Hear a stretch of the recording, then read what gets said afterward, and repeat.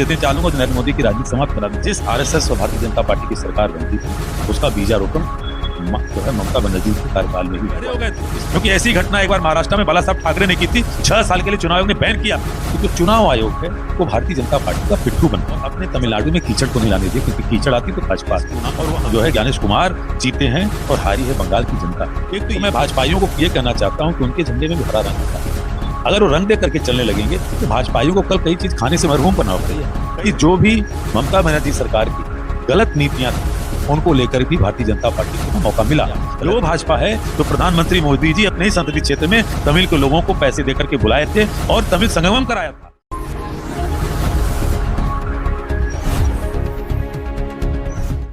देश में 5 राज्यों के चुनाव को लेकर बीते दिनों बहुत चर्चा थी, जिसमें बंगाल में बीजेपी की जीत सबसे बड़ा चर्चा बनी। बीजेपी ने जिस तरह से बहुमत में जीत हासिल की, लेकिन तमिलनाडु से कांग्रेस की जो जीत हुई उसके बाद केरल से तमाम वीडियो वायरल हो रहे हैं, जिसमें लोगों का सीधा आरोप है कि पाकिस्तान के झंडे दिखाए जा रहे हैं और कई सारे स्वतंत्रता सेनानी भी हैं जिनके बैनर पोस्टर फाड़े जा रहे हैं। आज हमारे साथ बातचीत से जुड़े हैं कांग्रेस प्रवक्ता संजीव सिंह जी, जिनसे हम इस वीडियो के बारे में बातचीत करेंगे और जानने का प्रयास करेंगे। सर, ये जो तमाम वीडियो वायरल हो रहे हैं, कांग्रेस पर सीधा निशाना साधा जा रहा है, क्या कहेंगे?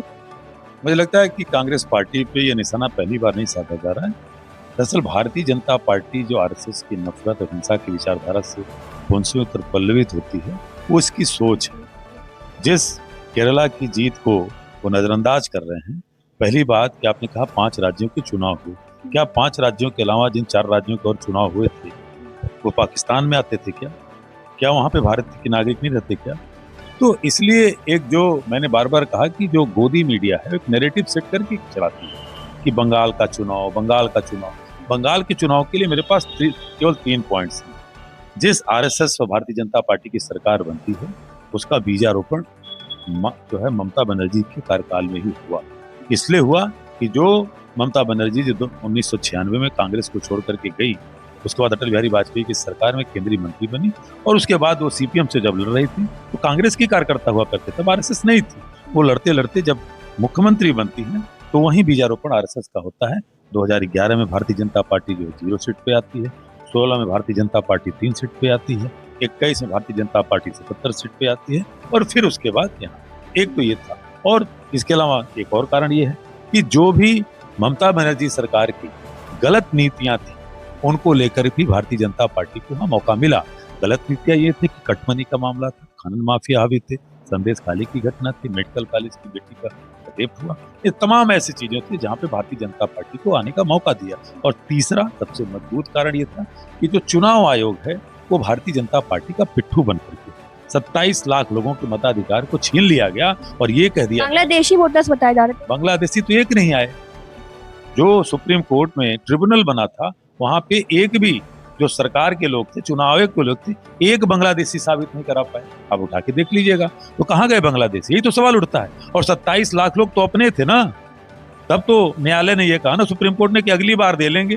वो कौन बांग्लादेशी हैं? तो आप 27 लाख लोगों का मताधिकार छीन ले रहे हैं और उनको कर अगली बार देंगे। और हार का अंतर, इतना सब कुछ करने के बाद ज्ञानेश कुमार के हार का अंतर 31 लाख वोटों का था और 31 लाख से नहीं हार जीत के अंतर था। अंतर तो मात्र 14-15 लाख वोटों का हुआ।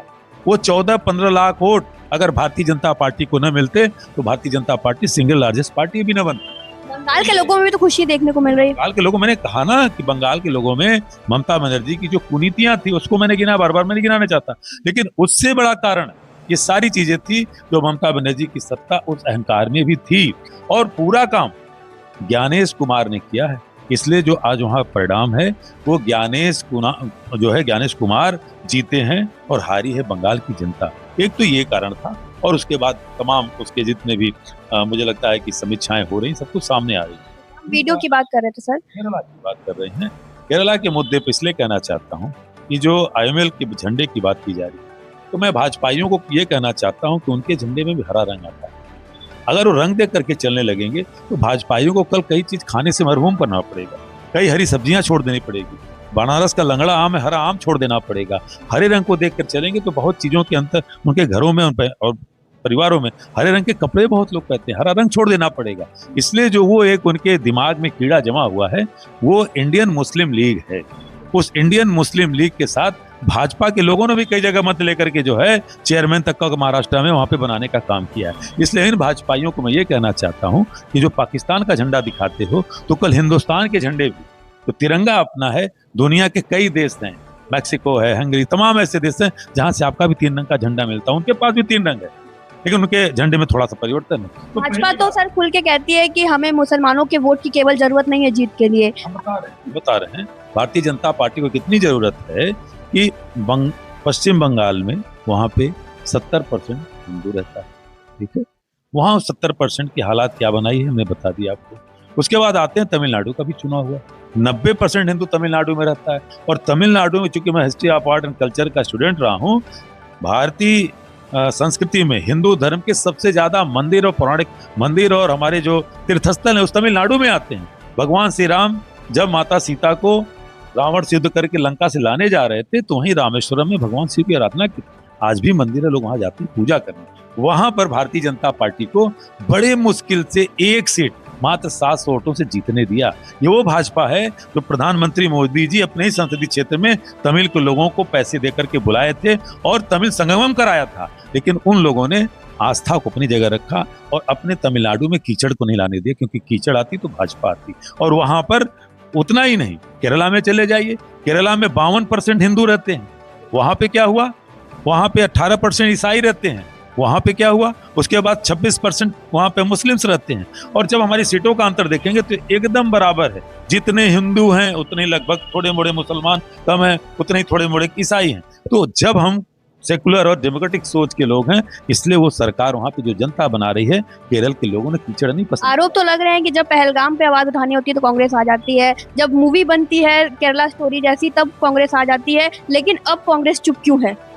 नहीं, आरोप कांग्रेस के ऊपर जो लगते हैं वो एक तरफा लगते हैं ना, क्योंकि पूरी मीडिया बताने के लिए मुझे लगता है कि इसको जरूरत नहीं है। आम जनता भी शेयर कर रही है सर वीडियो। आम जनता इसलिए शेयर करती है कि उसके पास जो परोसा जाएगा, क्योंकि वो मसाला परोसना है, और मसाला परोसने वाली कंपनियां किसके पास हैं?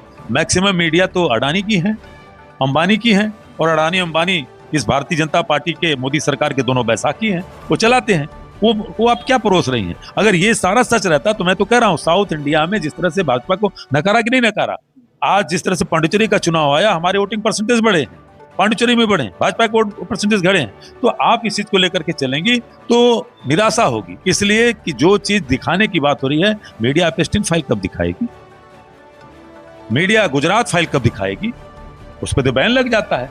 अगर मीडिया से मैं तमाम फाइलें उठाने की बात करूंगा तो भाजपा के लोग देखना पसंद नहीं करेंगे, और जिस फाइल को दिखाने की बात कही जा रही है उसका तो सब कुछ सामने आ रहा है, वो सब कुछ सामने आ गया। आपने जिस केरला फाइल की बात कही, केरल की जनता ने जवाब दे दिया। तो इसलिए मुझे लगता है कि भारतीय जनता पार्टी जिस तरह की नफरत हिंसा को परोसने का काम कर रही है, देश टूट जाएगा। और इसलिए कह रहा हूं कि भाजपा वहीं जन्म लेती है, वहीं कीचड़ फैलाती है जहां सांप्रदायिकता की आग सुलगाने का मौका मिलता है। केरला में, तमिलनाडु में, राज्यों में उसको कीचड़ फैलाने का मौका वहां की जनता ने नहीं दिया। और रही बात एक और स्टेट है असम, असम में बहुत चर्चाएं हो रही हैं कि तीसरी बार हेमंत बिस्वा शर्मा बन गए। कभी आपने देखा किसी एक चैनल ने कहा कि जिस तरह से मतलब एक अनपार्लियामेंट्री लैंग्वेज वहां का मुख्यमंत्री बोलता है, उसके ऊपर चुनावी आचार संहिता लगे हुए ज्ञानेश कुमार अंधे हो गए थे, गूंगे बहरे हो गए थे, क्योंकि ऐसी घटना एक बार महाराष्ट्र में बाला साहब ठाकरे ने की थी। 6 साल के लिए चुनाव आयोग ने बैन किया था। आज उस चुनाव आयोग ऐसे व्यक्ति को, हेमंत बिस्वा शर्मा को ऊपर क्लीन चिट देता है। देश का प्रधानमंत्री ऐसे लोगों को बोलता नहीं। यानी भारतीय जनता पार्टी का वो चेहरा सामने आया। दूसरी तरफ हम चुनाव हारे हैं, हम स्वीकारते हैं, हमारी कई गलतियां होंगी, उसकी समीक्षा हो रही है। दूसरी एक और पॉइंट था गैरी माइंडरिंग, गलत परसिमन। पूरे देश में भारतीय जनता पार्टी ने जम्मू कश्मीर और असम में, क्योंकि यहाँ पे SIR नहीं हुआ था, यहाँ पे गलत परसिमन किया गया। आपके जो चैनल के दर्शक को नहीं जानते, इसलिए कहते हैं कि साहब आसाम में आ गए। ऐसे नहीं आए, परसिमन ऐसे किया गया कि एक पार्टी के लिए ऐसे वहां के क्षेत्रों को बना दो कि कोई दल लड़ता ही रह जाए, लेकिन सरकार उसी की बनेगी। एक लोकसभा में कहीं 8 लाख वोट है, कहीं 14 लाख वोट है, जितनी वहां की विधानसभाएं, इसी तरह से हजारों हजार का अंतर है। तो ये चीजें आसाम में हुई हैं। और जब चुनाव आयोग ही आपकी कठपुतली बन के काम करता है, उसको जब रॉन्ग राइट का कुछ फर्क ही नहीं मालूम चलता है, केवल विपक्ष को देखता रहता है, तो मुझे लगता है कि यहाँ पे लोकतंत्र खतरे में है, पार्टियां विपक्ष की नहीं खतरे में है। और चुनाव आयोग भी अब राजनीति में शामिल हो गया है, खूब शामिल है। ज्ञानेश कुमार कैसे इस चीज को व्यक्ति कह पाता है कि 27 लाख लोग अगली बार नहीं इस बार नहीं अगली बार और दे लेंगे। अरे तुम्हें शर्म आनी चाहिए, तुम्हें तो अपने पद से इस्तीफा दे के हट जाना चाहिए गणेश कुमार कि तुमने 27 लाख लोगों के डेमोक्रेटिक राइट को छीना है। अगर एक चुनाव आयुक्त इस बात को कहता है तो मैं बहुत दिल को ठोक करके और जज्बात को अपने कायम रखते हुए कहना चाहता हूं कि ऐसे व्यक्ति को संवैधानिक पद पर रहने का कोई दायित्व नहीं बनता। अपनी इस जिम्मेदारी से हट जाना चाहिए, तभी लोकतंत्र सुरक्षित रहेगा। सर अंतिम सवाल पर आते हैं। अभी अखिलेश यादव ने कांग्रेस पे तंज कसा है। डीएमके से जब हाथ हटाने की बात आई थी तो उन्होंने क्या मुश्किलों में हाथ छोड़ना नहीं चाहते? मुझे लगता है कि अखिलेश यादव जी को ममता बनर्जी जी से सबक लेनी चाहिए।